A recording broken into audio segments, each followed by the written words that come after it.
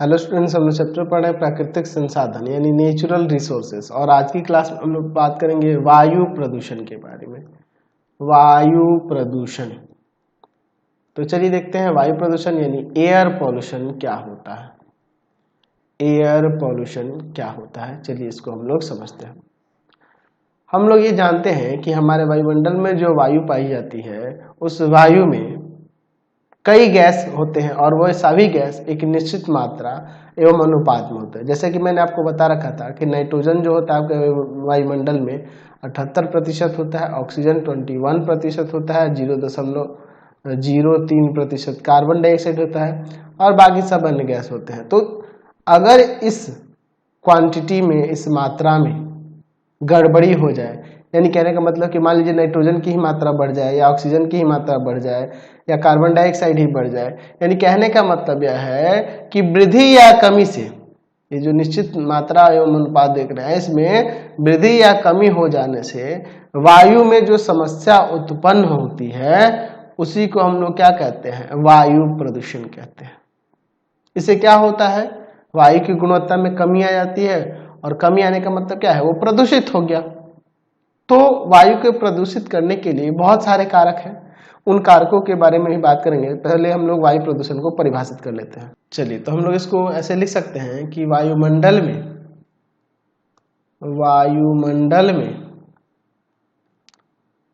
पाई जाने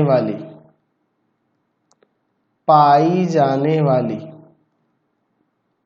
गैसें एक निश्चित मात्रा एवं अनुपात में होती है।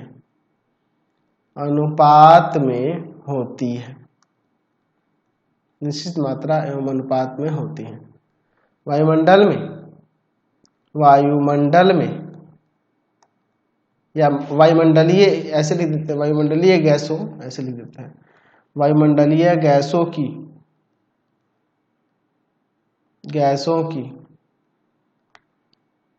निश्चित मात्रा एवं अनुपात में वृद्धि या कमी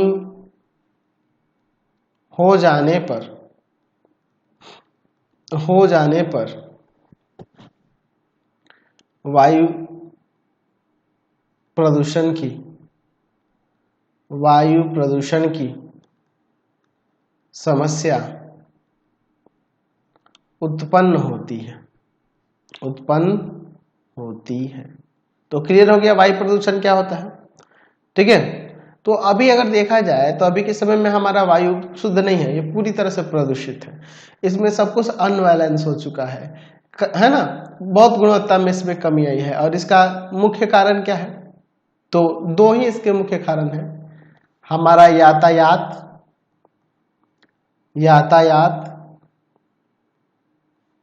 ठीक है, और दूसरा औद्योगिकरण।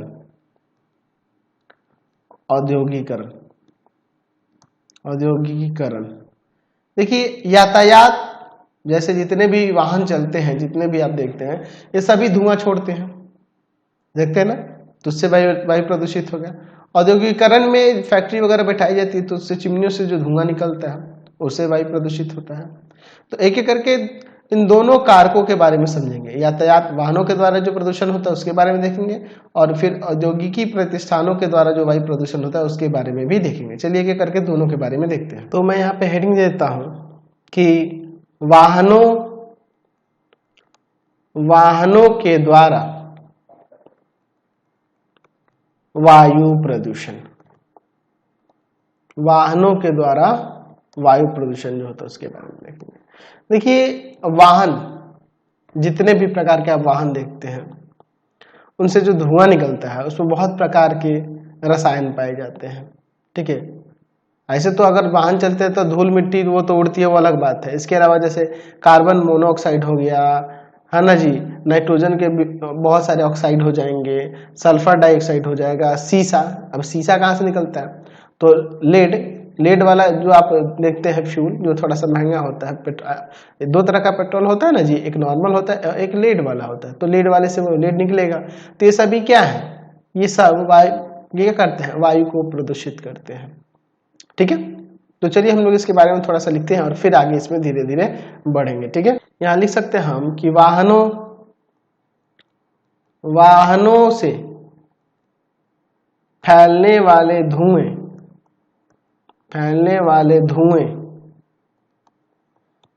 वाले धुएं में अनेक घातक रसायन पाए जाते हैं।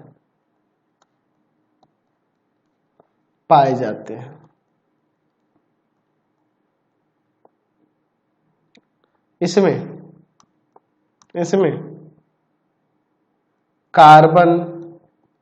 कार्बन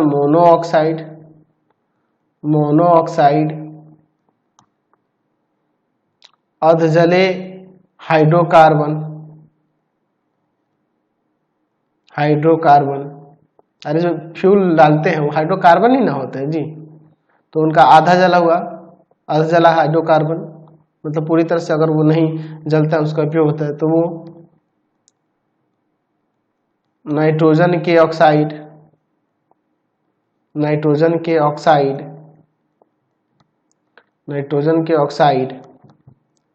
सल्फर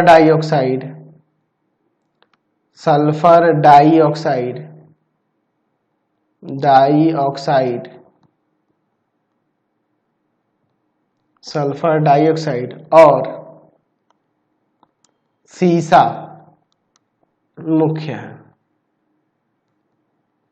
ठीक है, अब देखिए एक एक करके इन सब के बारे में बात करते हैं। चलिए, ये कार्बन में जो कार्बन का मोनोऑक्साइड जो देख रहे हैं, ये एक्चुअल में क्या करता है, रक्त जो हमारा रक्त होता है उसके हीमोग्लोबिन के साथ मिलकर, रक्त में जो जिसके कारण रक्त हमारा लाल होता है, उस हीमोग्लोबिन पिगमेंट में मिलकर कार्बोऑक्सी हीमोग्लोबिन बना देता है।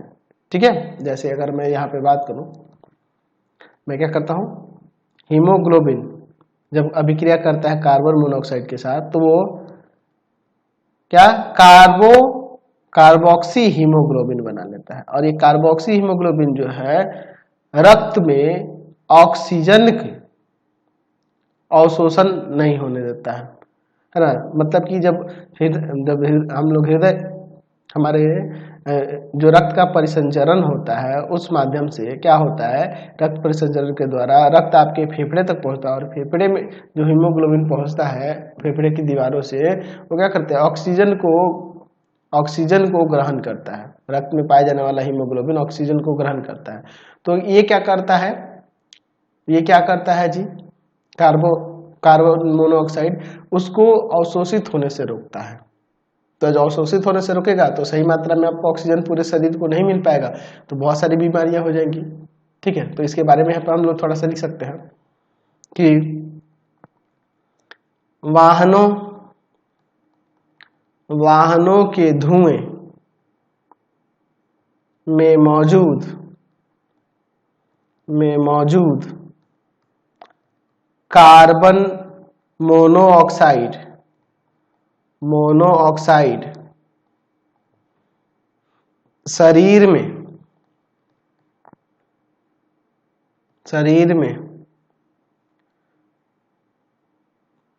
में प्रवेश कर रक्त में मिल जाता है। ठीक है, जो हीमोग्लोबिन से क्रिया कर या अभिक्रिया कर भी लिख सकते हैं, अभिक्रिया कर कार्बोक्सी हीमोग्लोबिन बनाता है। कार्बोक्सी हीमोग्लोबिन बनाता है। कार्बोक्सी हीमोग्लोबिन बनाता है। ठीक है, जो पर्याप्त मात्रा में रक्त में ऑक्सीजन रक्त में ऑक्सीजन का अवशोषण नहीं होने देता, जिससे हमारे शरीर पर अनेक दुष्प्रभाव पड़ता है। ठीक है, और क्या हो सकता है जी? और क्या हो सकता है? हमने इसमें नाइट्रोजन के भी ऑक्साइड देखे थे। तो क्या करता है नाइट्रोजन ऑक्साइड? तो नाइट्रोजन का ऑक्साइड जो होता है ना जी, वो पेड़ पौधों को नुकसान पहुंचाता है। जैसे सल्फर डाइऑक्साइड हुआ, ये क्या करता है? दमा और सांस की गतिरोध उत्पन्न करता है और उससे अनेक बीमारियां होती हैं। ठीक है, चलिए तो यहाँ पे लिख सकते हैं। दूसरा पॉइंट देखें कि नाइट्रोजन का ऑक्साइड जो होता है, नाइट्रोजन ऑक्साइड पेड़ पौधों को नुकसान पहुंचाता है। ठीक है, पेड़ पौधों को तो नाइट्रोजन चाहिए ना, ऑक्साइड उसका थोड़े चाहिए। ठीक है, तीसरा पॉइंट सल्फर डाइऑक्साइड जो देखे थे ऊपर, सल्फर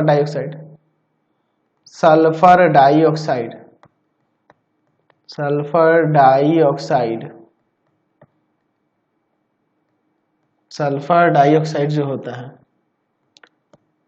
दमा और सांस लेने या सांस में ऐसे लिख देते हैं, सांस में गतिरोध यानी रुकावट पैदा करता है, उत्पन्न कर अनेक रोगों को जन्म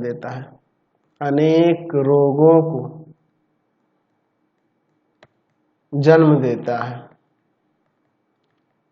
ठीक है। अच्छा, और क्या बच गया उसमें? लेड था ना, एक लेड भी लिए थे। तो लेड क्या करता है जी? लेड जो होता है वह क्या करता है कि वायुमंडल में अगर उसकी मात्रा अधिक हो जाती है तो जैसे रक्त का प्रवाह है ना, मस्तिष्क प्रजनन क्षमता पर आघात कर उनको प्रभावित करता है। ठीक है ना जी, तो ये सब कारण लिख सकते हैं। तो लिख सकते हैं कि लेड यानी कि शीशे की मात्रा वायु में अधिक हो जाने से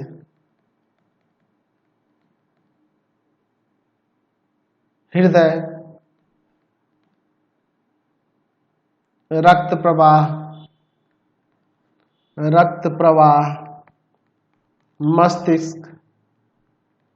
मस्तिष्क और प्रजनन क्षमता पर घातक प्रभाव पड़ता है। तो समझिए इन वाहनों से निकलने वाले धुएं से कितनी सारी हमें मतलब नुकसान सहना पड़ता है, कितना सारा खतरा है इससे आप समझ सकते हो। तो इसलिए हम लोग को वाहनों को कम से कम इस्तेमाल भी करना चाहिए, आवश्यकता के अनुसार करना चाहिए, ज्यादा नहीं करना चाहिए। अब वाहन के द्वारा होने वाले वायु प्रदूषण को नियंत्रित करने के कुछ उपायों के बारे में भी देख लेते हैं। मैं यहाँ हेडिंग देता हूँ, वाहन से उत्पन्न वायु प्रदूषण के नियंत्रण के उपाय। वाहन से उत्पन्न वायु प्रदूषण के नियंत्रण के कौन कौन से उपाय हैं, चलिए देख लेते हैं। देखिए, वाहन में जो हम लोग पेट्रोल इस्तेमाल करते हैं वो पेट्रोल शीशा रहित होगा ना तो अच्छा रहेगा। ठीक है जी, अनलेड पेट्रोल जो होगा उसका इस्तेमाल करना चाहिए ताकि वायुमंडल सुरक्षित रह सके, है ना जी। लिख सकते हैं कि पेट्रोल वाहनों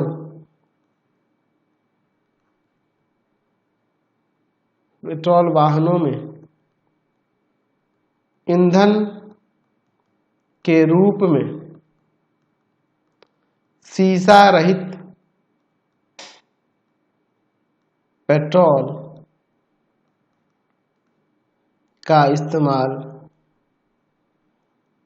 इस्तेमाल करना चाहिए। ठीक है, दूसरा पॉइंट लिख सकते हैं कि सीएनजी वाली वाहन होंगी तो और अच्छा है। बाइक में तो नहीं है सीएनजी, कार वगैरह में सीएनजी वाली आती है ना जी, तो इसका हमें यूज करना चाहिए। तो यहाँ पे लिख देंगे कि सीएनजी इसका मतलब होता है कंप्रेस्ड नेचुरल गैस, या फिर हम लिख सकते हैं संपीड़ित प्राकृतिक गैस का इस्तेमाल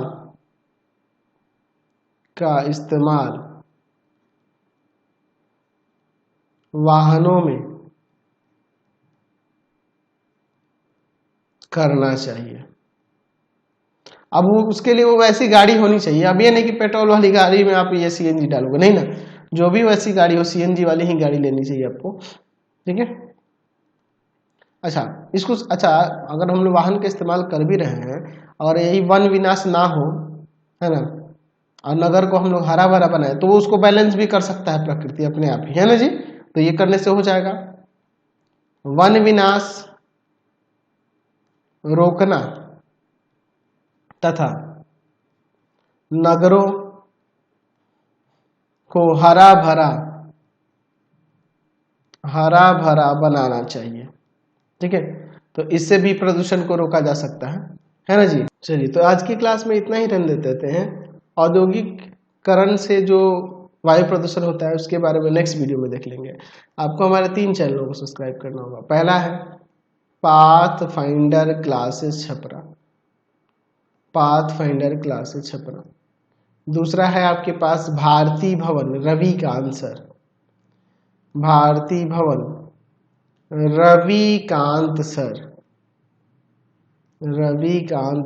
और तीसरा चैनल है Ravikant sir RD Sharma solution. तीनों चैनल को सब्सक्राइब कर लेंगे। इससे रिलेटेड वीडियो के लिए सीधे डिस्क्रिप्शन में, इससे रिलेटेड नोट्स के लिए गूगल पे जाकर सर्च करेंगे www.ravikantsir.in, और यहाँ जाकर आप सभी क्लासेस के नोट्स उनके पीडीएफ को डाउनलोड कर सकते हैं, पढ़ सकते हैं। इंस्टाग्राम और फेसबुक पे जाकर पाथफाइंडर क्लासेस छपरा को लाइक एंड फॉलो करना नहीं भूलेंगे। Thanks for watching the video. Comment करके जरूर बताएं कि हमारे चैनल्स के वीडियोज आपसे कैसे लगे। Thanks for watching.